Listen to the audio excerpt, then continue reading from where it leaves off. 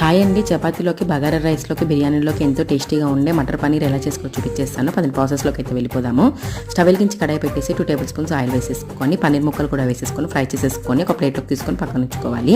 అదే కడాయిలోకి కట్ చేసుకున్న ఆనియన్స్, వెల్లుల్లి ముక్కలు, అల్లం ముక్కలు కూడా వేసేసుకొని అలాగే 2 కట్ చేసిన టమాటా పండ్లు కూడా వేసేసుకొని టమాటా మగ్గేంత వరకు మగ్గించుకున్న తర్వాత 4-5 ఎండుమిర్చీలు, కొంచెం ఉప్పు వేసేసుకొని బాగా కలిపేసుకొని స్టవ్ ఆపేసి చల్లారాక మిక్సీ జార్లో తీసుకొని మిక్సీ పట్టుకొని పక్కన పెట్టుకోవాలి.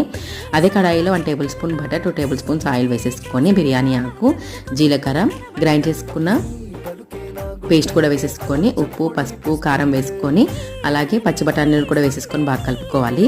తర్వాత ఫ్రై చేసుకున్న పన్నీర్ కూడా వేసేసుకొని బాగా కలిపేసుకొని గ్రేవీకి తగ్గట్టు వాటర్ యాడ్ చేసేసుకొని గ్రేవీ మరుగుతున్నప్పుడు మూత పెట్టేసి ఒక 5 నిమిషాలు మీడియం ఫ్లేమ్లో మరిగించుకొని మూత తీసేసి ఇప్పుడు కసూరి మేతి, ధనియాల పొడి, కొత్తిమీర వేసేసుకొని గార్నిష్ చేసుకుంటే ఎంతో టేస్టీగా ఉండే మటర్ పన్నీర్ అయితే రెడీ అయిపోయిందండి.